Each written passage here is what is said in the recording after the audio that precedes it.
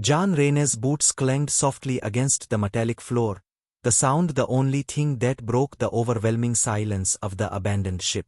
His flashlight beam sliced through the darkness, illuminating rusted pipes and walls streaked with grime. The air was heavy with the scent of decay, old, stale air that had not been disturbed in years. The signal had led him here, an ancient beacon from a vessel long forgotten, its coordinates buried in the deep recesses of the galaxy. The message had been faint, barely detectable, but the technology on the freighter John had been traveling on had caught it, and it had been impossible to ignore. John wasn't here for any noble cause. He wasn't here for treasure or glory. He was just an engineer, a survivor of a war that had decimated his people, left to drift aimlessly in the cold vacuum of space. For years he had been stranded, searching for scraps of technology that would help him get home, or, at the very least, help him understand what had gone wrong with everything. He had lost everything in the war, his family, his comrades, his home, and now all he had left was his knowledge, his skills, and the desire to find answers. He turned a corner, following the faint hum of the ship's systems still running, though barely. The ship seemed to whisper around him as if it were alive, its walls steeped in memories of a time long past. Faint whispers stirred the silence, but when he paused to listen, all that greeted him was the low hiss of air conditioning struggling to stay operational. John couldn't help but feel a chill run down his spine. A feeling gnawed at the back of his mind, a sense of unease, a sensation that something was wrong, something was watching him. But he had learned not to trust his instincts, especially in a place like this. The ship's corridors twisted like a labyrinth, and the more he walked, the more the sense of being lost grew. His objective had been simple enough: track down the source of the signal. He had done this 100 times before, on planets and stations where technology had gone dark. But this ship felt different. The control room came into view ahead of him, its door slightly ajar, light spilling from within. He could see the faint flicker of a console screen through the gap. Taking a steadying breath, John approached the door, his boots scraping against the metal floor. His fingers grazed the edge of the door, and he pushed it open slowly. Inside, the room was as decrepit as the rest of the ship. Consoles flickered sporadically, barely functional, while the central command hub stood like a forgotten relic. A few stray wires hung from the ceiling like vines of an old, withered tree. John's eyes scanned the room, landing on the source of the signal. There, embedded within the wall at the far side of the room, a small, glowing core hummed with a low, rhythmic pulse, its light faint but steady. The signal was coming from there. He moved toward it, his boots clanging louder than before in the eerie stillness. His heart quickened as he drew closer. The light from the core seemed oddly familiar, its pulse almost as if it were alive, like a heartbeat. He felt an odd sense of déjà vu, like he had seen it before, though he couldn't place where. The glow from the core illuminated the control panels in front of him, casting long, angular shadows against the walls. The room seemed to close in on him, the air growing heavier. Suddenly, the hum of the core seemed to change, warping into something distorted, a low growl reverberating through the metal. John froze, his breath catching in his throat. He wasn't alone. He could feel it now, something else was here. Something unseen. The hairs on the back of his neck stood up as the air around him thickened, charged with an electric tension. Then it happened. A voice. Not from a speaker, not from a console. This voice seemed to come from within his mind. You shouldn't have come here, engineer. The voice was deep, distorted, the kind of voice that sent a chill running down his spine. It wasn't a whisper, not exactly. It was more like a thought, faint, insistent. He span around, his eyes darting across the room, but there was no one there. Just the blinking consoles, the steady pulse of the reactor core. Who's there? John demanded, his voice sounding smaller than he intended in the vast emptiness of the ship. He gripped his tools tighter, though they offered little comfort. He was an engineer used to machines, used to problems that had logical solutions. This felt like something else. Again the voice. You shouldn't have come here. Jan's stomach churned. He tried to steady himself, tried to regain control over his thoughts. It was probably a trick, an automated message or a malfunction in the ship's systems. But deep down, something inside him knew this wasn't just a machine malfunction. There was a presence behind it, a sense of awareness that he couldn't shake. The reactor core's pulse quickened, flickering erratically now. Jan backed away, his mind racing. The walls of the room felt as though they were closing in. The lights above him buzzed and flickered again, casting strange, distorted shadows across the room. A cold draft swept through the hallway behind him, like a breath from the depths of space itself. You are not meant to be here, the voice repeated. You cannot leave. Jan's blood ran cold. He span toward the door, but before he could make it, the lights flickered again. And for a split second, he thought he saw someone, standing in the doorway. A shadow, shifting in the dim light. He blinked, and it was gone. His heart pounded in his chest, and in that moment, Jan realized the truth. Whatever this ship was, whatever had happened to its crew, it was no mere ghost. The ship had been haunted, its very essence corrupted by the events of the past. And now it was trying to claim him too. The core flickered again, the glow brighter now, almost blinding. Jan made a snap decision. He needed to get out. He had to leave. Whatever this ship was hiding, he wasn't going to find it today. But the ship wasn't letting him go that easily. The cold air pressed against Jan's skin as he turned from the sealed control room, the eerie silence of the ship growing even more oppressive. His footsteps echoed sharply as he moved down the narrow corridor, the flickering lights above casting twisted shadows on the rusted walls. The ship groaned again, a low, mournful sound that seemed to come from deep within the hull. Jan's breath caught in his throat. There was something about this place, something alive, though he couldn't understand what it was. His pulse quickened, but he couldn't stop now. He needed answers. The dark, labyrinthine passageways twisted and bent, leading him deeper into the ship's heart. The further Jan went, the more the oppressive atmosphere seemed to close in on him. The walls seemed to move, shift with the rhythm of the ship's low hum. The steady clunking of his boots against the metal floor now felt like a drumbeat, too loud in the otherwise silent corridors. Ahead, a faint blue light flickered beneath a hatch, barely visible in the gloom. Jan felt a strange pull toward it, his body drawn toward it like a magnet. The reactor room was ahead, he knew it, could sense it. It was the source of the signal. It had to be. But as he approached, a sharp, biting chill swept through the air, a sudden drop in temperature that sent a shiver up his spine. His breath came out in small clouds as the temperature plummeted, and the air grew thick, almost oppressive. The flickering light grew brighter, a harsh glow that made the shadows dance on the walls. Jan hesitated at the door to the reactor room. The space beyond it was dark and foreboding, but he had no choice. He had to go in. He had come this far. With a deep breath, Jan forced the door open and stepped inside. The temperature inside the reactor room was a few degrees colder, the air heavier. He could feel it pressing against his skin, making it hard to breathe. The large reactor in the center of the room stood like a towering monument, glowing faintly, its pulse erratic and unnatural. It hummed with energy, but there was something wrong with it. The lights above flickered again, casting a strange pallor across the room, warping the shadows into unnatural shapes. The reactor's hum grew louder, its rhythm out of sync with the rest of the ship. Jan took a few tentative steps forward, his eyes scanning the room. The walls were covered in grime, and the floors were streaked with a mixture of age and neglect. But then his gaze shifted upward. The screens above him flickered to life, van by van, and fragmented images of the ship's former crew appeared on the monitors. Their faces were frozen in expressions of terror, their eyes wide with panic, their mouths open as if screaming.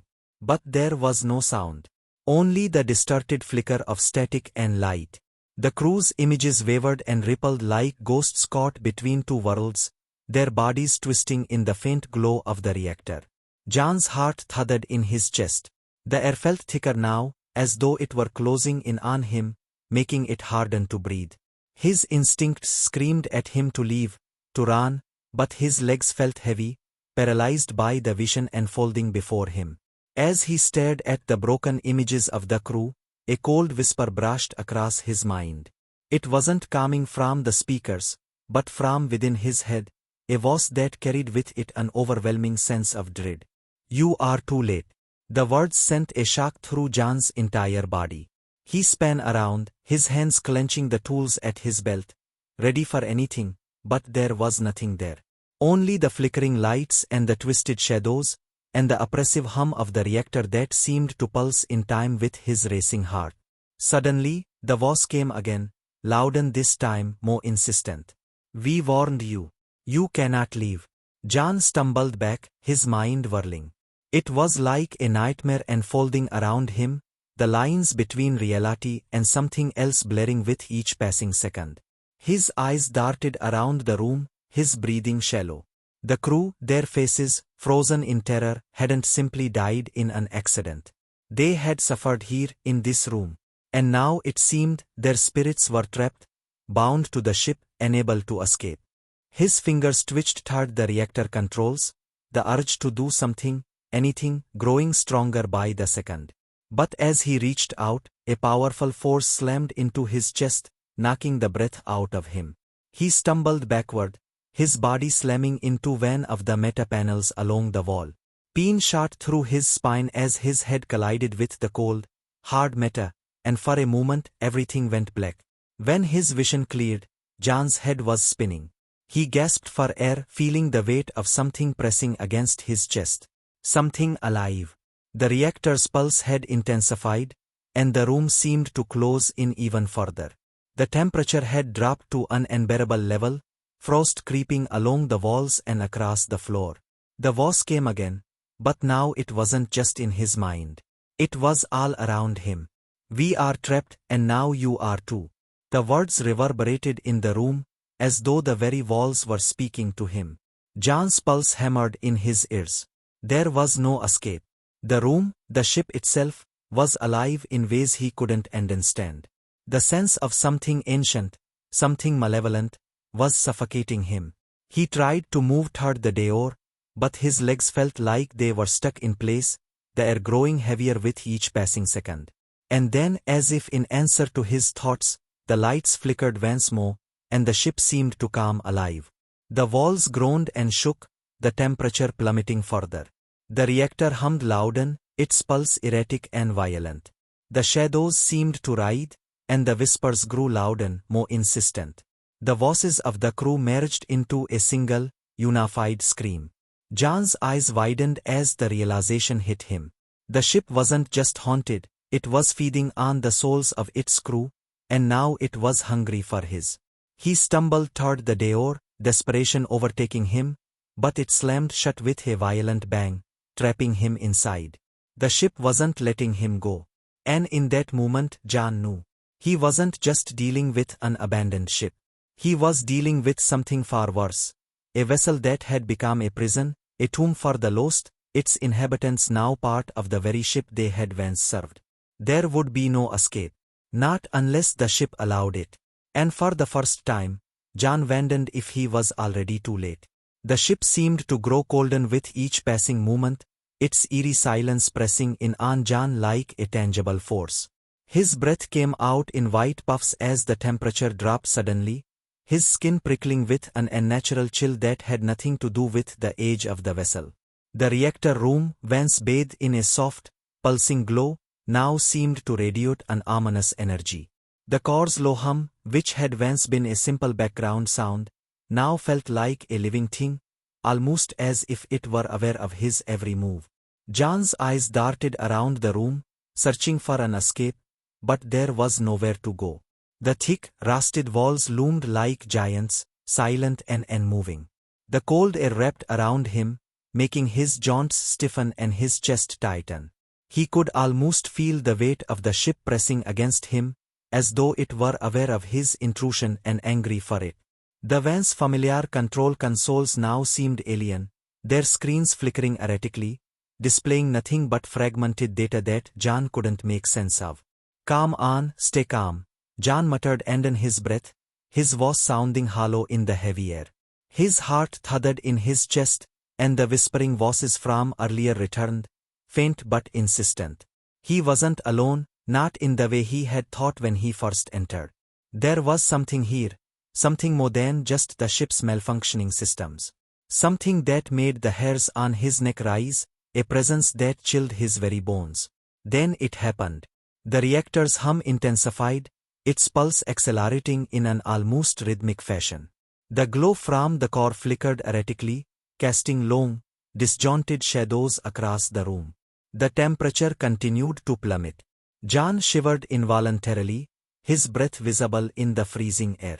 He instinctively reached for his jacket, pulling it tighter around his shoulders, but it did nothing to stave off the growing cold that seemed to seep into his very bones. The walls seemed to groan in response, their creaking echoing through the room like the last gasps of a dying creature. He swallowed hard, his mind racing. He had to get out. He had to leave. The realization hit him with cold clarity. The ship wasn't just malfunctioning. It was alive, or at least it had been once. The crew hadn't left voluntarily. They hadn't simply abandoned the ship, they had been trapped.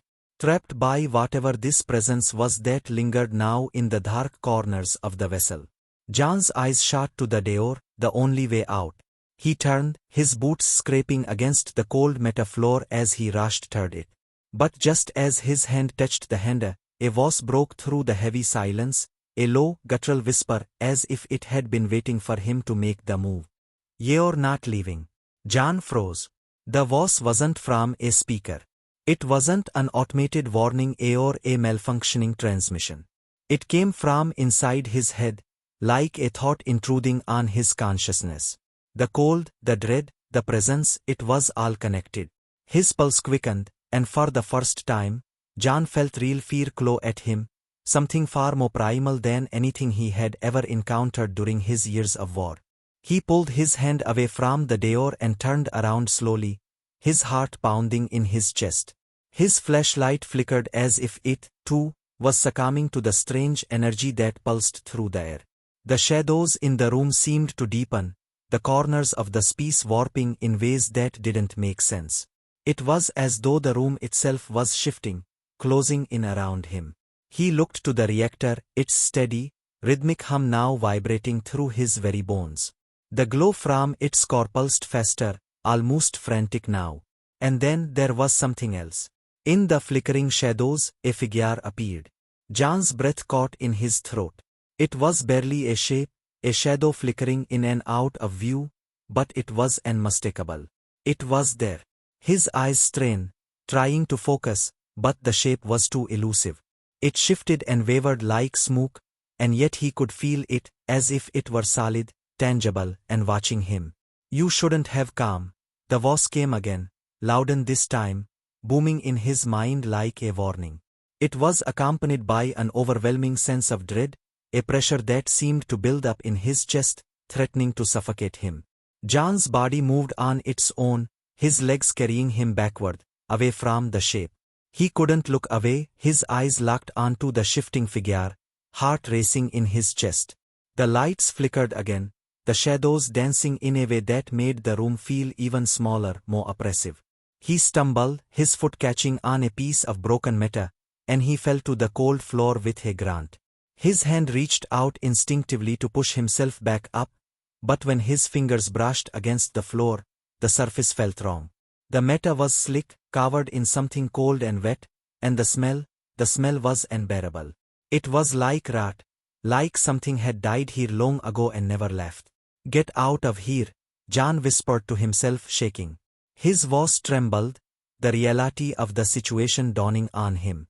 He wasn't dealing with a malfunction.